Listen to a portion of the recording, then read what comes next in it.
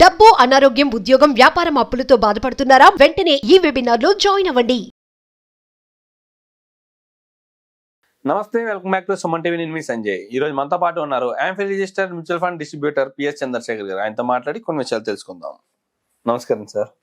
నమస్తే సంజయ్ గారు. Sir, retirement planning అంటారు. ఇంత కార్పస్ సృష్టించుకోవాలని అంటుంటారు, కానీ ఎవరు ప్లానింగ్ చెప్పరు. ఇలా చేసుకోండి, ఇంత అమౌంట్తో చేసుకోండి అని చెప్పేసి డీటెయిల్గా ఎవరు అర్థమైనా చెప్పట్లా. అంటే ఎన్నో చెప్తున్నారు, కానీ ఎన్నో రకాల ప్లాన్స్, అందులో ఏది తీసుకోవాలి, ఏది బెటర్ ప్లానింగ్ అని చెప్పేసి ఎవరికి అర్థం కావట్లా. మీ దగ్గర ఏమైనా రిటైర్మెంట్కి సంబంధించి ఏదన్నా బెటర్ ప్లాన్ ఉందా? ఫస్ట్ అసలు రిటైర్మెంట్ ఇంపార్టెన్స్ తెలుసుకుందాం సార్. రిటైర్మెంట్ జనరల్ గా పాతకాలంలో ఇప్పుడు 20-30 ఇయర్స్ బ్యాక్ చూసుకుంటే ఈ రిటైర్మెంట్ అనేది అసలు వినేవాళ్ళం కాదు. మనం తెలియదు సార్ ఎవరికి. ఇన్వెస్ట్మెంట్ రిటైర్మెంట్ ప్లాన్ చేసుకోవాలా అని మాట్లాడడం కూడా లేదు. రీసెంట్ గా ఒక 10-15-20 ఇయర్స్ నుంచి ఇది స్టార్ట్ అయింది. సో రిటైర్మెంట్ ప్లానింగ్ అనేది చాలా ఇంపార్టెంట్ సార్ ప్రతి ఒక్కరికి. ఇప్పుడు మనం చిన్న ఫ్యామిలీ తీసుకుందాం sir. Okay, wife and husband, 2 పిల్లలు ఉన్నారు. వాళ్ళ మనసులో ఉంటది రిటైర్మెంట్ ప్లానింగ్ చెయ్యాలి అని ఉంటది, కానీ ఏదో కారణాల వల్ల వాళ్ళ ఇన్వెస్ట్మెంట్స్ కొంచెం లేట్గా స్టార్ట్ చేశారు. సో ఫర్ ఎగ్జాంపుల్ 25 years లో అబ్బాయి వాళ్ళు పనిచేయడం మొదలెట్టారు, సోర్స్ ఆఫ్ ఇన్కమ్ వచ్చింది. 35 years 40 years వరకు ఏం ఇన్వెస్ట్ చేయలేదు అసలు. సో వాళ్ళకి అప్పటికి ఏంటంటే మ్యారేజ్ అయిపోయిన తర్వాత పిల్లలు. సో 2 పిల్లలు అనుకోండి.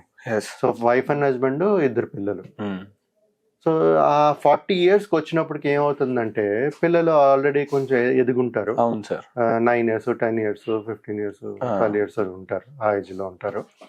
ఉండేటప్పుడు వాళ్ళ ప్రియారిటీ ఏమవుతుంది, వాళ్ళకేమో ఈ వాళ్ళ ఎడ్యుకేషన్, పిల్లల ఎడ్యుకేషన్, వాళ్ళ పిల్లల మ్యారేజ్ ప్రియారిటీ అయిపోతుంది. సో అప్పుడు ఏం చేస్తారు వాళ్ళు, అలాగైనప్పుడు ఏంటంటే ఆ ప్రియారిటీస్ వాళ్ళే కాబట్టి రిటైర్మెంట్ అనేది వదిలేస్తారు. తర్వాత ఏంటంటే పిల్లలు పెద్ద అవుతారు కదా, వాళ్ళు ఉద్యోగాలు చేస్తారు కదా, వాళ్ళు చూసుకుంటారు. అంటే ఈ డిపెండబిలిటీ అయిపోయారు. ఇప్పుడు బాగానే ఉంది, కొన్ని పిల్లలు చూసుకుంటారే అనుకోండి. నేనైతే చూసుకోరు అంటాను, కానీ ఒకవేళ చూసుకుంటారా అనుకోండి. ఇప్పుడు మిమ్మల్ని చూసుకుంటారు. ఫర్ ఎగ్జాంపుల్ మీరు డిపెండెంట్ గా ఉంటారు, పిల్లలు మిమ్మల్ని చూసుకుంటారు. కానీ వాళ్ళ ఫ్యూచర్, వాళ్ళ పిల్లలు మళ్ళా తను ప్లాన్ చేసుకోగలడా, తన రిటైర్మెంట్ ప్లాన్ చేసుకోగలడా? ఇప్పుడు మీరు వాళ్ళకి బర్డెన్ అయితే వాళ్ళ రిటైర్మెంట్, వాళ్ళ పిల్లల చదువు, ఎడ్యుకేషన్, వాళ్ళ పిల్లలు మ్యారేజ్లు, సంపాదన ఉండాలా, వాళ్ళకి చేయగలుస్తారా లేదా అనేది క్వశ్చన్ మార్క్. సో నేను చెప్పేది ఏంటంటే ఎవరి రిటైర్మెంట్ వాళ్ళే ప్లాన్ చేసుకోవాలి. మనం ఎప్పుడు పిల్లల మీద డిపెండెంట్ అవ్వకూడదు. Okay sir. సో ఈ రిటైర్మెంట్ ప్లాన్ చేసుకోవాలంటే ప్రతి ఒక్కరు అంటే జనరల్ గా ఇలాగ అవుతారు sir. Parents, wife and husband, 2 పిల్లలు లేట్ గా స్టార్ట్ చేసినప్పుడు ప్రియారిటీ వాళ్ళ పిల్లల ఎడ్యుకేషన్, మ్యారేజ్ అయిపోతుంది. సో రిటైర్మెంట్ ఇగ్నోర్ చేసేస్తారు. ఫ్యూచర్ లో వాళ్ళే సఫర్ అవుతారు, అది పక్క పెడదాము. కానీ ఇక్కడ నేను చెప్పేది ఏంటంటే 2+2+1 యాడ్ చేస్తున్నాను సార్ ఇక్కడ. 2+2+1 వైఫ్ అండ్ హస్బెండ్, 2 పిల్లలు +1 అంటే మీరు ఎప్పుడైనా ఇన్వెస్ట్మెంట్ చేసేటప్పుడు మీకు 3 పిల్లలు ఉన్నారనుకోండి, మీకు 2 పిల్లలే ఉన్నారు కానీ 3 పిల్లలు ఉన్నారనుకోండి. సో అప్పుడు మీరు మూడో పిల్లోడికి కూడా మీరు ఎడ్యుకేషన్ ప్లాన్ చేస్తారుగా, పెళ్లికి ప్లాన్ చేస్తారుగా. అదే ఇన్వెస్ట్మెంట్స్ మీ రిటైర్మెంట్ కి ఉపయోగపడుతుంది. మీకు అర్థమైందా సార్? అంటే మనకి ఎప్పుడు పిల్లలే ప్రియారిటీ. అవును సార్. 3వ పిల్లాడు తీసుకోండి, మీకు లేరు, 2 పిల్లలే కానీ 3వ పిల్లాడు అనుకోండి, 3కి ప్లాన్ చేయండి. అదే మీ రిటైర్మెంట్ కి ఉపయోగపడుతుంది. ఈ రిటైర్మెంట్ అనేది ఆబ్వియస్లీ మరి మార్కెట్ లో ఏది ఉంది, ఎక్కడ పెట్టాలి అనేది చూసుకోవాలి. కొంతమంది పిఎఫ్లు, ఈ ఎన్పిఎస్లు, తర్వాత అన్నిట్లో చేస్తాను. కొంతమంది మ్యూచువల్ ఫండ్స్ లో, కొంతమంది స్టాక్స్ కొంటారు. అవును సార్. సో ఏది బెటర్, మీకు ఏది బెటర్ రిటర్న్స్ వస్తున్నాయి అని చూసుకుని ప్లాన్ చేసుకోవాలి. ఈ రిటైర్మెంట్ ప్లానింగ్ అని, రిటైర్మెంట్ ప్లానింగ్ అవాయిడ్ చేయడానికి లేదు. మీరు ఇవాళ మీ పిల్లలు మిమ్మల్ని చూసుకుంటారని రిటైర్మెంట్ ప్లానింగ్ చేయకుండా ఉంటే రేపు చూడకపోతే మీకు ఇబ్బంది, ఒకవేళ చూసిన తర్వాత వాళ్ళకి ఈజీ. అంటే మన పిల్లలు ఏంటి, మన పిల్లలకి అన్ని ఇవ్వాలనే కదా. అవును సార్. అన్ని ఇవ్వాలంటే మనం ఫస్ట్ మనం ప్లాన్ చేసుకోవాలి. ప్లాన్ చేసుకున్న తర్వాతే వాళ్ళు ప్లాన్ చేయగలుగుతారు వాళ్ళ ఫ్యామిలీకి. సో రిటైర్మెంట్ ఒక్కొక్కరికి ఒక్కొక్క రిటైర్మెంట్ కార్పొరేట్స్ అవసరం ఉంటుంది సార్. ₹1 కోటి, 2 కోట్లు, 5 కోట్లు, బాగా డబ్బులు సంపాదించిన వాళ్ళకి, బాగా లగ్జరీ లైఫ్ చూసిన వాళ్ళకి ఎక్కువ కార్పస్ కావాలి. అవును sir. Based on their requirement మనం వాళ్ళ రిటైర్మెంట్ ప్లానింగ్ అనేది చేస్తూ పోవాలి.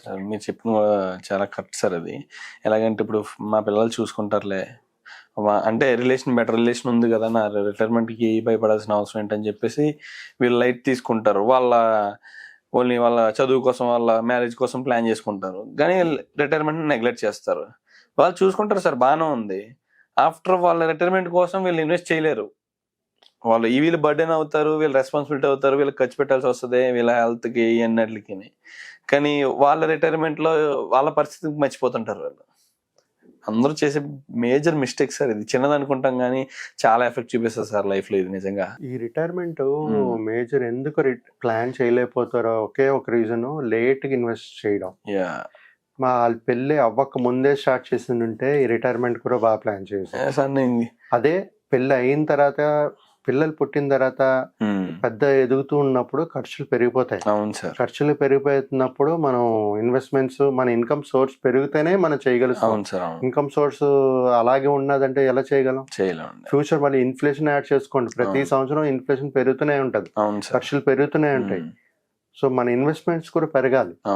పెరిగితే గానీ ఈ రిటైర్మెంట్ ప్లానింగ్ అనేది ఈజీ కాదండి. కరెక్ట్ గా ప్లాన్ చేసుకోవాలి. ప్లాన్ చేసుకుంటేనే వాళ్ళ ఫ్యామిలీ సేఫ్, సెక్యూర్డ్, హ్యాపీగా. ఇప్పుడున్న యూత్ ఏ విధంగా ఉందంటే సార్, వాళ్ళు 20-25 ఈ ఏజ్ లో, అంటే ఈ మిడిల్ ఏజ్ లోనే వస్తున్నాయి వాళ్ళకి జాబ్స్, 20 to 25 లోపే. కానీ వాళ్ళు ఏంటంటే వాళ్ళ ప్రిఫరెన్స్ ఎంజాయ్మెంట్ కి, సరదాలకి ఇస్తున్నారు. అంటే వాళ్ళకి ఫ్యూచర్ తెలియట్లేదు. వాళ్ళ రెస్పాన్సిబిలిటీ ఉన్నంత వరకు ఫ్యామిలీ వరకే ఉంది. ఆ ఫ్యామిలీ చూసుకోవడం నాన్న కదా అన్న ఆలోచనలో ఉంటారు వాళ్ళు.